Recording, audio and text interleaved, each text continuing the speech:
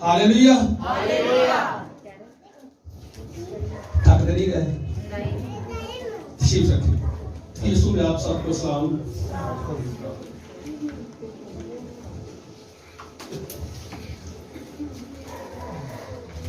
रात को बड़ा मजा आया। मैं बच्चों को दाद दूंगा और खास करके टीचरों को, और जो छोटे छोटे बच्चों ने जो कुछ भी किया मेरे दिल को भाया। लेकिन जो आखिरी 2 सीन थे वो वाकई वंडरफुल थे। जोरदार तालियां बजाइएगा।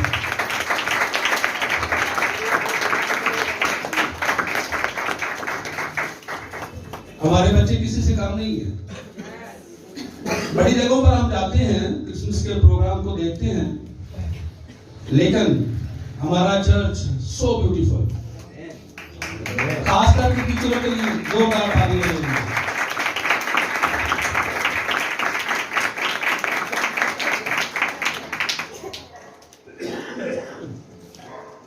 चर्च में कुछ खास होना चाहिए, फॉर्मेलिटी पूरी नहीं करनी। और वो रात वाले जो 2 सीन थे वो वाकई हमारे लिए सबक अमेज थे। सीखना चाहिए। जब हम सीखेंगे तो फिर हम ब्लेस्ड होंगे। अगर हम सिर्फ देखने तक रहेंगे तो हो सकता है कि पानी ऊपर से गुजर जाए और हमें कुछ फर्क ना पड़े। हालेलुया। बड़ा दिन आने वाला है। बहुत से खराम जो है वो बड़े दिन का मैसेज याद कर रहे होंगे। मैंने भी कोशिश की कि उसको तैयार करूं, लेकिन मैं उसको तैयार नहीं कर सका। खुदा ने मेरे मैसेज का रुख जो है वो मोड़ दिया, और मैं चाहता हूं कि मेरे पास टाइम कम है, 40 मिनट हो गए हैं, अब 20 मिनट मेरे पास है। तो इससे पहले कि मैं वक्त जाया करूं, मैं चाहूंगा कि यूहन्ना के इंजील को निकालेंगे।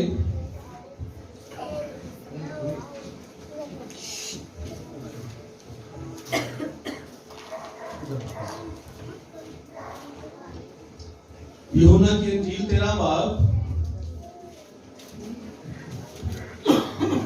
पास्टर समझ से गुजारिश है कि वो 8-10 2 आयात को जरा पढ़ेंगे।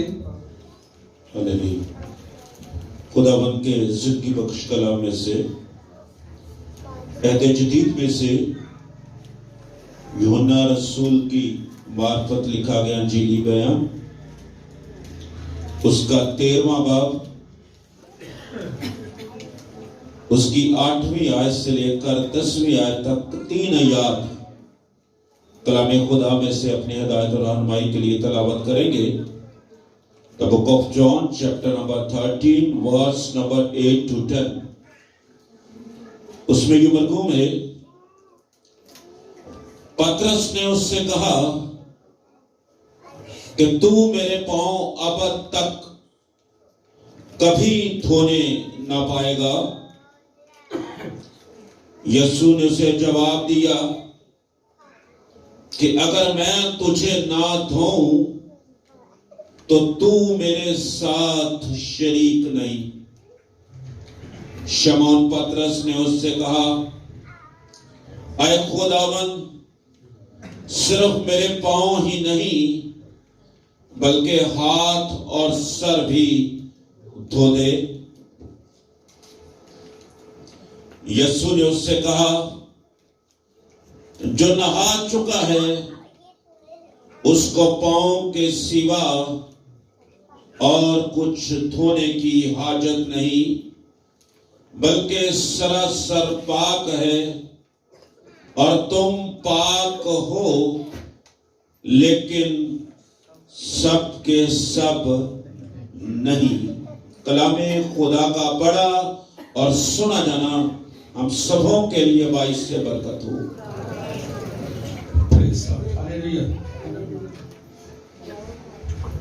कितने लोगों ने पहले ये आयत सुनी है? कब सुनी थी?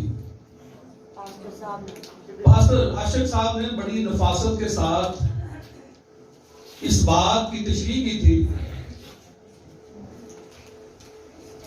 बड़ी खूबसूरत अंदाज के साथ उन्होंने, जब वो हमें सिखा रहे थे रूह कुद्दस की निगहदाश्त, उसका पहला पॉइंट ही यही था। अब हम देखेंगे कि यहां पर यीशु ने जोर दिया। किस बात पर जोर दिया, कोई बता सकता है?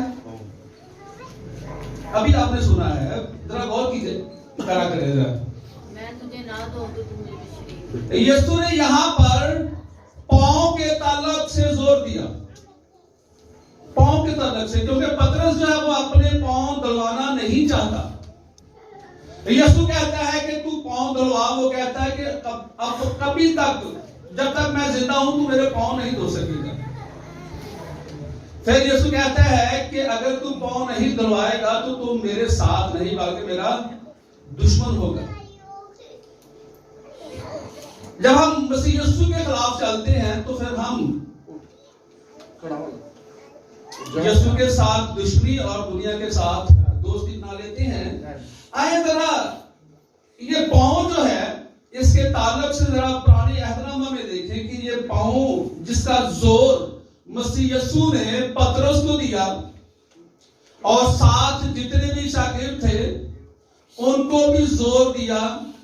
मसीह यीशु क्यों पांव का बार बार जिक्र करते हैं, ऐसी क्या वजह है कि यीशु ने कहा कि तुम्हारे हाथ भी धुले हैं, तुम्हारा सर भी धुला है, अब सिर्फ और सिर्फ आपको पांव धोने की जरूरत है।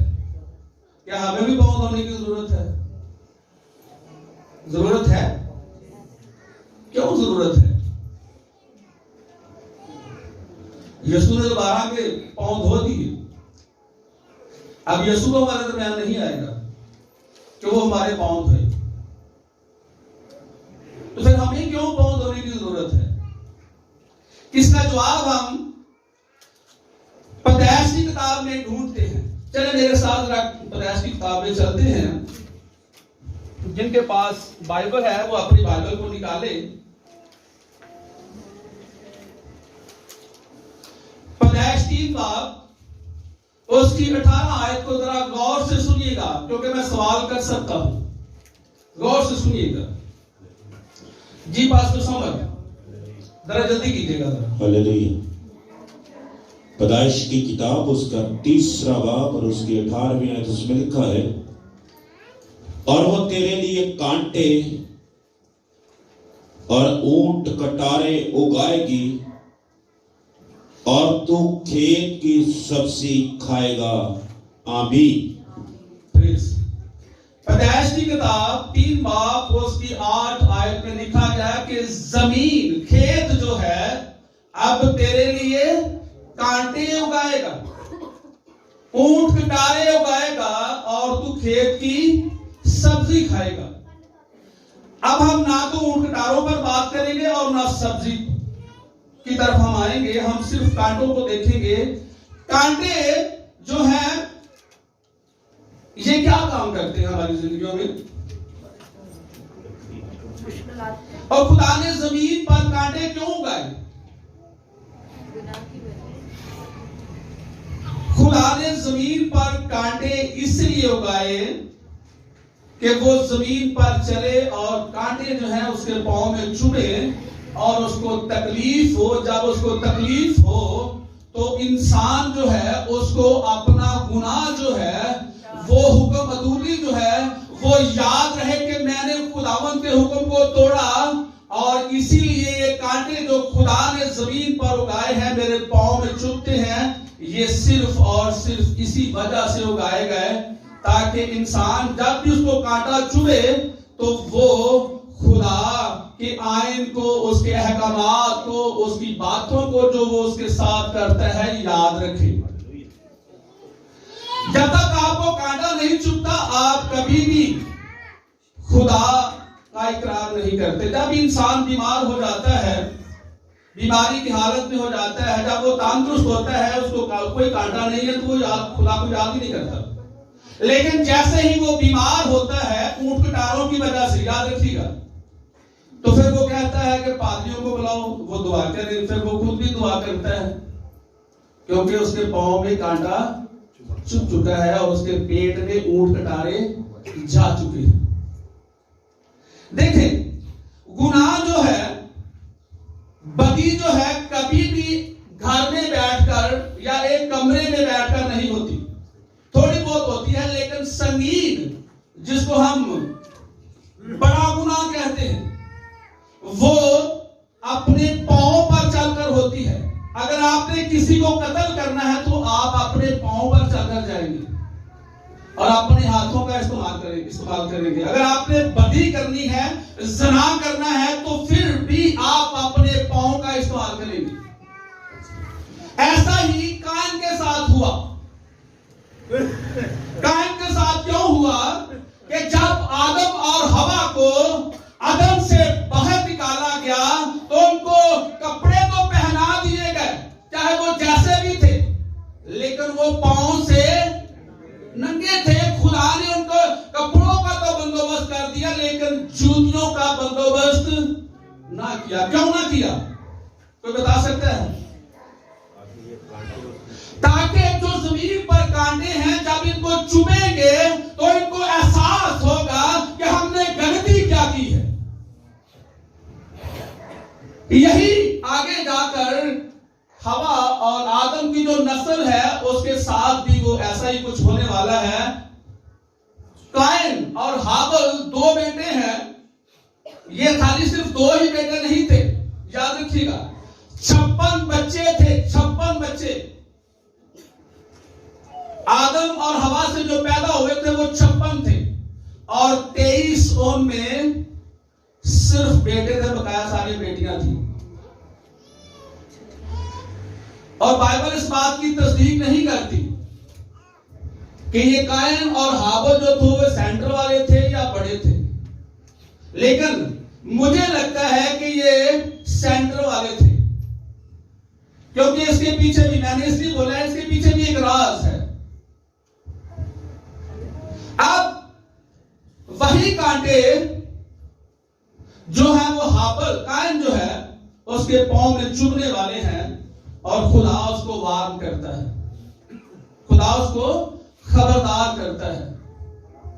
अगर आदम और हवा जूती पहनकर अदन से बाहर निकलते तो शायद ये वाकया जो होने वाला है ये कभी ना होता, लेकिन खुदा की मर्जी थी कि ये जूती के बगैर बाहर निकले और इनको कांटे चुभते रहे और कांटों का रिजल्ट जो है वो नेगेटिव हो, खौफनाक हो। खौफनाक इसलिए कि कायन और हाबल जो है वो सगे भाई हैं और खुदा के पसंदीदा हैं। दोनों भाई खुदा के पसंदीदा हैं। एक लड़की है जो खुदा को पसंद है, आदम की एक बेटी जो है वो भी खुदा को पसंद है, लेकिन बाइबल मुकद्दस जो हमारी बाइबल है हमारे पास है, उसमें लिखा है कि कायन और हाबल जो है ये खुदा को पसंद है। इन दोनों को खुदा ने कहा कि जाओ मेरे लिए कुछ करो, मेरे हुजूर कुर्बानी गुजरानो। हाबल जो है वो भेड़ बकरियों का चरवाहा है, उसने नहायत ही खूबसूरत चुनकर बना लिया और खुदा के हुजूर उसने कुर्बान किया। उसकी चर्बी जो है वो कुर्बान गाह पर जलाई और खुदा ने उसकी खुशबू ली। लेकिन कायन जो है वो सब्जियां उगाता है, वो फल उगाता है और उसने क्या किया कि जो थर्ड ग्रेड फ्रूट है, जो थर्ड ग्रेड सब्जी है, जो उसकी अपनी आंखों को अच्छी नहीं लगती, वो उसने उठाई और खुदा के हुजूर ले आया और खुदा को ये पसंद ना आया। बहुत से कलाम जो हैं, बहुत से स्कॉलर जो हैं, जब यहूदा की किताब को पढ़ा जाता है तो वहां पर लिखा गया और यहां पर हमारे स्कॉलर जो है वो कहते हैं कि कायन जो है वो शैतान का बेटा था। ऐसा नहीं है। हम अक्सर अपने बच्चों को कहते हैं शैतान दे पुत्र, ओए शरारती। ऐसा ही उसके लिए मुहावरा बोला गया है वो आदम का ही अपना बेटा था, लेकिन उसके काम जो है वो खुदा को पसंद नहीं है। इसलिए पसंद नहीं है कि वो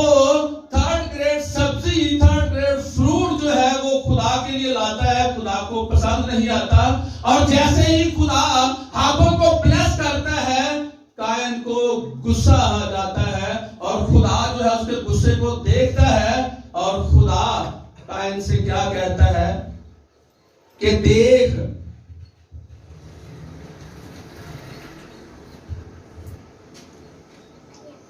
पैदाइश 4 बाब उसकी 7 आयत में लिखा है, और अगर तू भला ना करे तो गुनाह दरवाजा पर तबका बैठा है। यानी कि तू, कायन से खुदा कह रहा है कि अपने पांव को,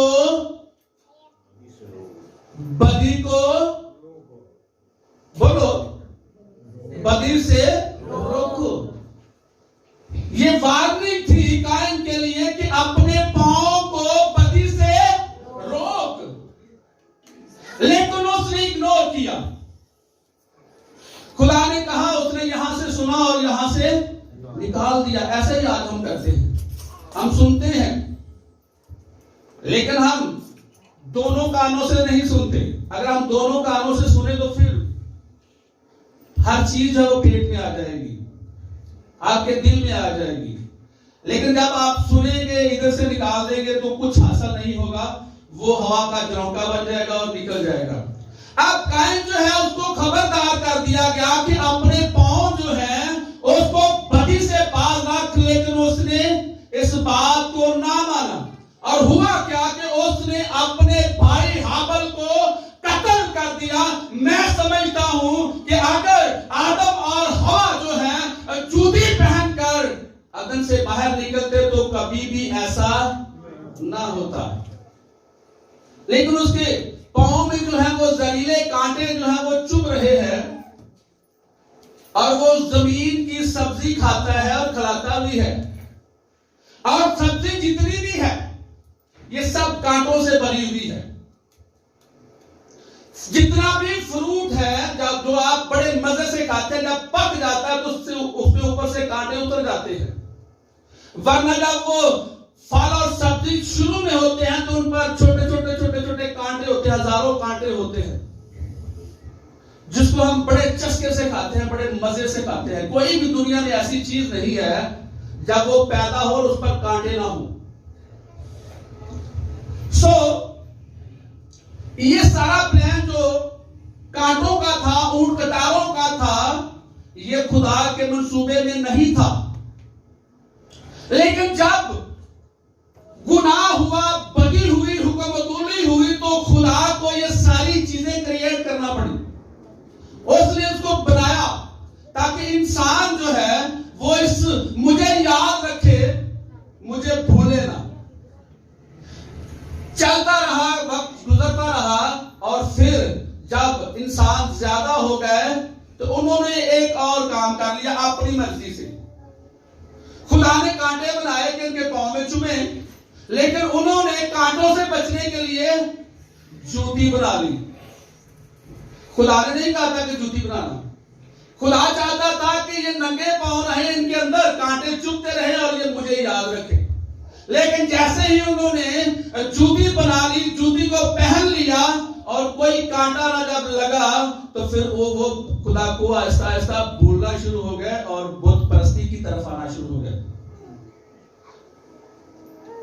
आज हम बड़ी महंगी महंगी जूतियां पहनते हैं। क्यों पहनते हैं? कांटे तो हमारे यहाँ नहीं है, लेकिन हम गंदगी से बचने के लिए जूतियां पहनते हैं, हमारे पांव में कांटे ना लगे। लेकिन कांटे ठीक थे। अगर खुदा ने बनाए तो खुदा ने जो भी कुछ बनाया है जमीन पर वो बेमकसद नहीं है, बामकसद है। जैसे ही हमारे पांव में जूती आई, हम खुदा को भूल गए। जब हमारे सर पर कोई चीज लगती फिर हमें खुदा याद आता, तो खुदा बंदा तू तो वाकिफ मानते रहना है। और जमीन पे थोड़ी देर वास्ते मेरे को रहा था कि मैं शफा पाऊं।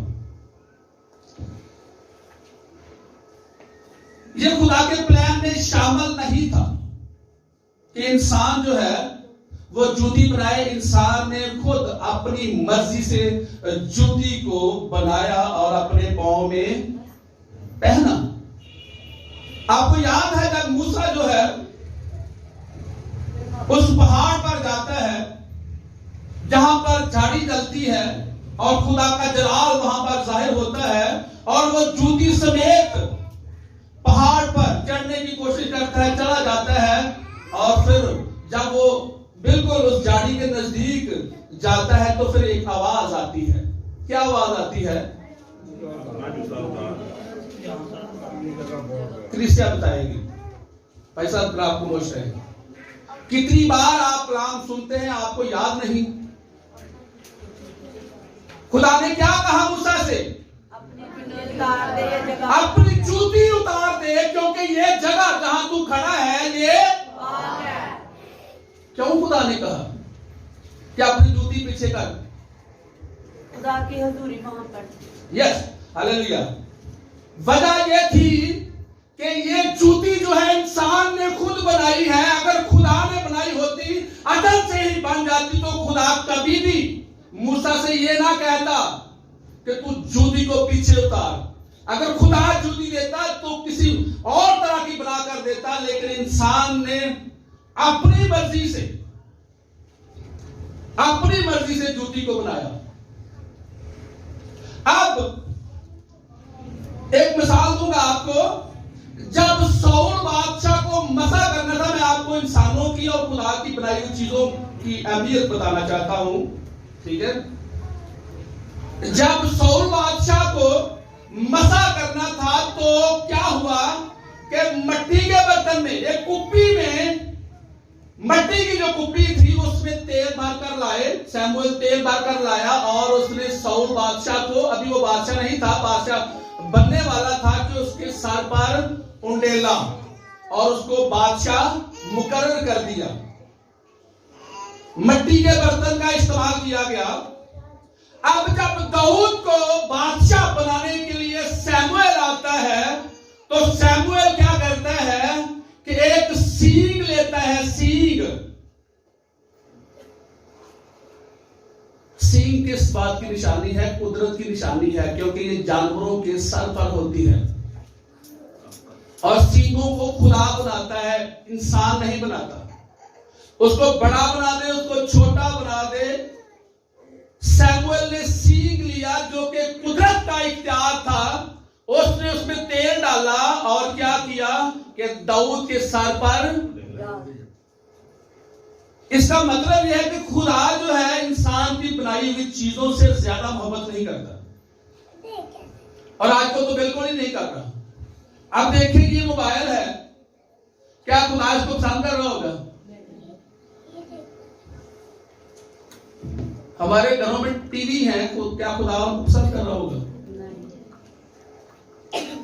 क्योंकि इंसान जो है वो अपनी समझ से ही बनाता है और अपनी जान के लिए ही बनाता है। देखिए दुनिया में जो भी चीज आपको बनाई हुई नजर आ रही है वो इंसान की दुश्मन है, और आखिरकार वो इंसान, हम सब इंसान जो है उसी की वजह से हलाक होंगे। अगर एटम को देखें तो इंसान ने बनाया, अगर जहाजों को देखें तो बम फेंकते हैं तो वो भी इंसानों ने बनाया, गैस अगर जमीन से निकली है तो वो भी इंसानों ने तख्लीक की, बिजली जो बनाई है इंसानों ने बनाई है। जमीन के नीचे गैस है, ऊपर बिजली है। जब कोई धमाका होगा तो जमीन फटेगी, गैस ऊपर आएगी, आग ऊपर से बरसेगी और दुनिया में तबाही मच सकती है। लेकिन खुदा जो चीज बनाता है वो इंसान की भलाई के लिए बनाता है। समुद्र बनाया गया तो उसमें आपकी खुराक को रखा गया। जमीन बनाई गई तो आपकी खुराक के लिए रखा, उसको बनाया गया। पहाड़ बनाए गए तो वहां से आप सोना, चांदी, जवाहरात जो है वो ढूंढते हैं, वो आपकी जरूरत को पूरा करते हैं। खुदा ने किसी भी चीज को ऐसे नहीं बना दिया, उसका एक मकसद है। जब दाऊद ने कहा कि मैं तेरे लिए हैकल बनाऊंगा तो पहले तो खुदा खामोश रहा, फिर उसने कहा ठीक है।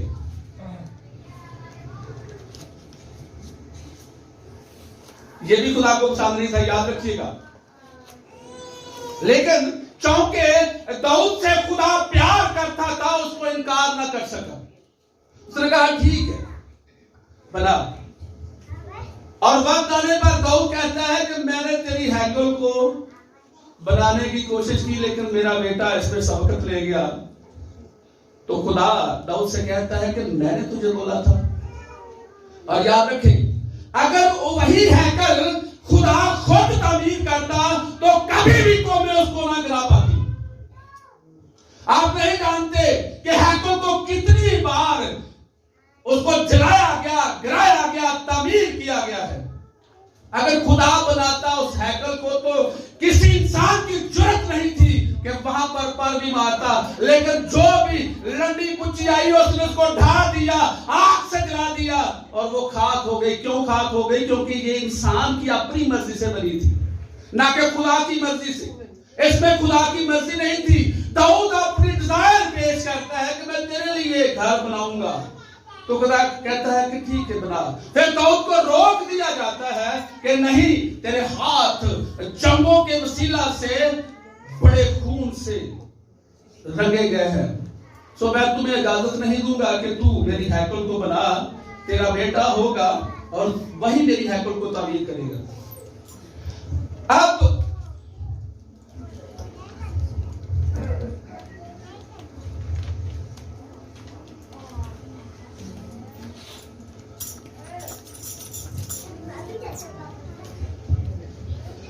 अब यही बात खुदावंद यीशु जो है वो पतरस को कह रहा है कि तुझे हाथ और सर धोने की जरूरत नहीं है, तुझे पांव धोने की जरूरत है, क्योंकि पांव जो है वो बदी की तरफ जाते हैं।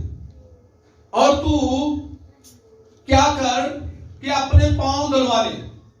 पंजाबी में एक बड़ी मशहूर मिसाल है कि कवा धी नूं ते समझावा। यीशु भी कुछ ऐसा ही कर रहा था। कह धी नूं रहा ही, पतरस नूं कह रहा सी ते समझा किसे? बोलो, किसे होर नूं समझा रहा सी। किहनूं समझा रहा है? जरा दसो जरा। यहूदा अक्सर यहूदी को, क्योंकि पतरस के बाद उसकी बारी थी। जैसे खुदा ने कायन को खबरदार किया कि तेरे पांव जो है वो बदी की तरफ जा रहे हैं, तो गुनाह तेरे दरवाजा पर दबका बैठा है। यही बात यीशु जो है, जो बादशाहों का बादशाह है, वो यहूदा से कह रहा था कि तेरे पांव जो हैं वो बदी की तरफ गामजन हो गए हैं, इनको रोक। कायन ने बदी से बाज ना आया और अपने पांव ना रोके तो उसने हाबल को कत्ल किया। हाबल जो कि खुदा इब्राहिम की शबीह थी। हाबल से खुदा बहुत प्यार करता था, याद रखिएगा। अब यीशु जो है वो पतरस को सिखा रहा है कि अपने पांव धुलवा ले। असल में वो बात यहूदा से कह रहा था कि अपने पांव को बदी से बाज रख, लेकिन अबलीस उसके पीछे था। जैसे रात को दो हमारे बच्चे जो है वो एक्टिंग कर रहे थे अबलीस बनकर, ऐसे ही उन्होंने यहूदा अक्सर यहूदी को घेरा हुआ था, उसके सारे माइंड को उन्होंने कंट्रोल किया हुआ था। जैसे खुदावंद यीशु कह रहा था कि ज़माना कदीम ने कायन जो है वो अबलीस के बहकावे में आया, उसने हाबल को कत्ल किया। अब मैं जानता हूं कि अब भी तू अबलीस के कब्जे में है और क्या करने वाला है? मुझे कत्ल करवाने वाला है। यीशु उसके पांव को रोकना चाहता था कि इसके पांव जो है वो बदी की तरफ ना जाए, कांटों ये जो है ये कांटों की तरफ ना जाए। कांटों से बचने के लिए खुदा ने इस्राएल को अपने हाथों पर उठा लिया, ताकि जब ये गुजरे हैं तो इनके पांव में कांटे जो है वो ना चुभे। आपको याद है कि इस्राएल जब वो एक लंबा सफर करके 40 साल वो सफर करते रहे और ना उनकी जूतियां टूटी और ना उनके कपड़े मैले हुए, वो हर रोज नहा लेते, पाकरून को नहा देता, वो सुबह उठते और बिल्कुल फ्रेश होते और खुदा उनके साथ बात करता। यानी कि खुदा ने उनको अपने हाथों पर उठा लिया, वो गोद में उठाए हुए लिए फिरता ताकि उनके पांव में कांटे न चुभे। बेशक इन्होंने अपनी मर्जी से जूती पहन ली है, लेकिन फिर भी मुझे खतरा है। बहुत सी ऐसी सूलें होती हैं जो जूती को पार करके छूट जाती हैं और बड़ी तकलीफ देती हैं। बंदा जो है वो चलने फिरने से कासिर हो जाता है। खुदा जानता था। अब यीशु जो है वो भी 12 शागिर्दों को अपनी गोद में उठा लिए फिरता है, और उनमें एक ऐसा है जो कायन की तरह है, उसके पांव बत्ती की तरह बढ़ रहे हैं, लेकिन वो समझ नहीं रहा कि ये बात जो कही जा रही है ये पतरस के लिए है या मेरे लिए है। लेकिन मैं आपको बात बताऊं, जिसके अंदर चोर होता है उसको खुड़क जाती है। ऐसा है या नहीं है? जो झूठा है जब वो पकड़ा जाने वाला होता है तो उसके अंदर ही उसको पता चल जाता है कि आप मेरे पकड़े जाने का वक्त आ चुका है।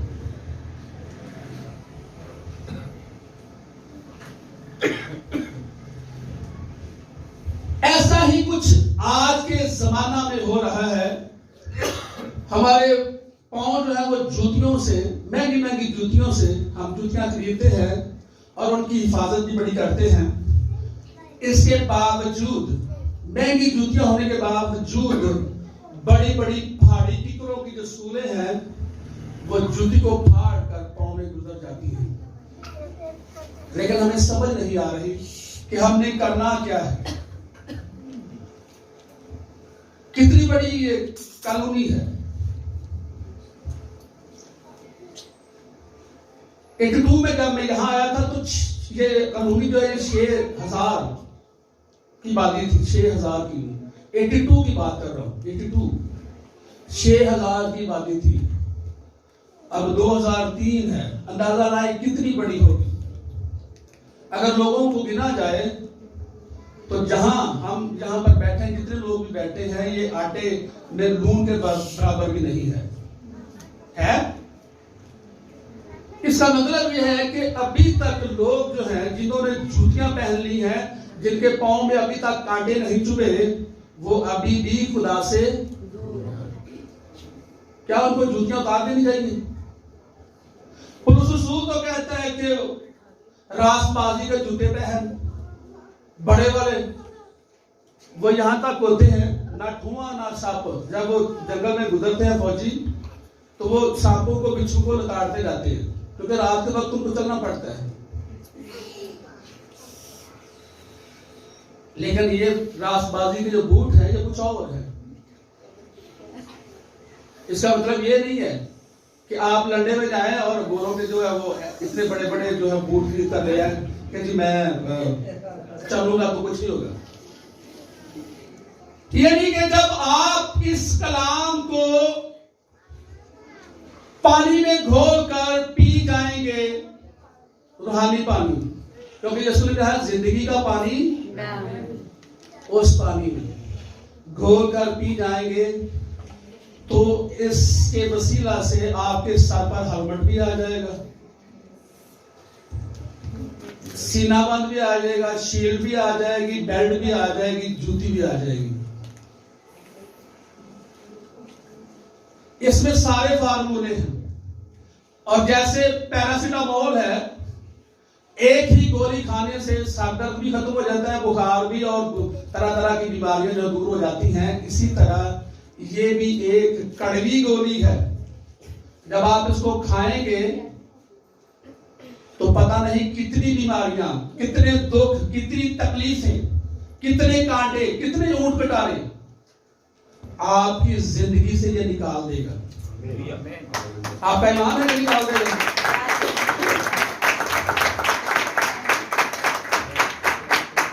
और फिर आप बिल्कुल प्योर, खालस सोना,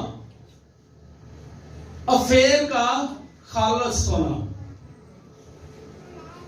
बन जाएंगे। और खुदा चाहता है कि आप प्योर खालस सोने की तरह आप खुदा को नजर आए।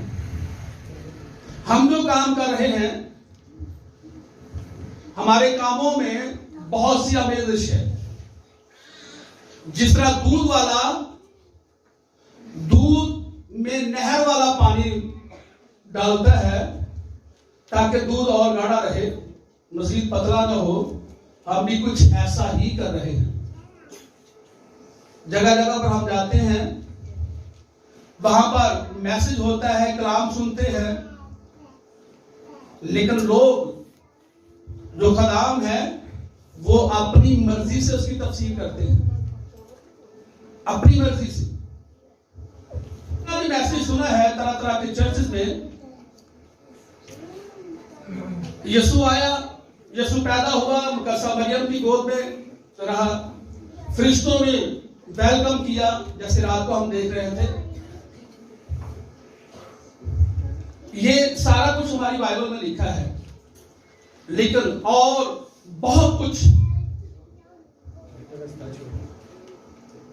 हमारी बाइबल में दर्ज नहीं है। हमारी बाइबल जो है, जो हमारे पास मुतबर है, इसमें बहुत सी ऐसी बातें हैं, जब हम उनको पढ़ते हैं तो हमें जवाब नहीं मिलता। हमें जवाब नहीं मिलता। ये इसलिए नहीं मिलता कि जिनका ये खानदान था, जिनकी ये हिस्ट्री थी, हमने उनको दुश्मन माना और उन्होंने हमें दुश्मन माना। ना उनके साथ हमारे लोगों की बैठक हुई, ना उनके साथ किसी किस्म का ताल्लुक बना, और ना उन्होंने हमारे जो टीचर थे, स्कॉलर थे, ना उन्होंने उनको नॉलेज दिया, और ना इन्होंने उनसे पूछने की कोशिश की। क्योंकि जब हमारे ज़हन में ये आ जाता है कि यीशु मसीह को यहूदियों ने मरवाया, तो फिर हम उनको अपना दुश्मन मानना शुरू हो जाते हैं कि ये इन्होंने हमारे यीशु को कत्ल करवाया, सूली पर चढ़ाया, इसलिए ये हमारे दुश्मन हैं। और इस्राएली जो है वो तो शुरू से ही, यानी कि 2000 साल पहले से ही मसीहियों पर जो है वो उनको पसंद नहीं करते थे, क्योंकि जो भी नबी आता था वो मसीह की तरफ से आता था। वो उसको पकड़ते और मार देते, कत्ल कर देते। इसलिए ना उनके साथ बैठक हुई, नॉलेज उनके पास है, नॉलेज, सारी हिस्ट्री A to Z उनके पास है। अब जब लोग उनके मुल्क में जाते हैं, उनसे फेलोशिप करते हैं, तो बहुत सी बातें जो उनकी अपनी किताबों में लिखी हैं, मूल इब्रानी बाइबल, तालमूद 3 तरह की है, और बहुत सी किताबें जो हैं जो जमाना कदीम से, हजारों साल से उनके पास हैं, जब वो बताते हैं तो फिर हमें पता चलता है कि यार हमारे पास तो बहुत थोड़ा है। क्यों थोड़ा है? क्योंकि हमने उनको अपना दुश्मन ही बनाया है। आज भी बहुत से लोग हैं जो कम पढ़े लिखे हैं, आज भी यहूदियों को अपना दुश्मन ही मानते हैं। लेकिन क्योंकि मैं भी मानता था, लेकिन जब मैंने उनके ताल्लुक से सीखना शुरू किया तो फिर मैंने कहा नहीं, ये हमारे बड़े हैं। हालेलुया, ये हमारे क्या है? हमें इनके साथ जोड़ा गया है, हमें इनके साथ जोड़ा गया है, हमें जोड़ा गया है, उनको नहीं जोड़ा गया। अगर कोई शक हो तो आप रोमियो का खत पौलुस रसूल की बात को पढ़ सकते हैं, समझ सकते हैं कि हमें किस तरह उनके साथ जोड़ा गया। खुदा आपको बरकत दे।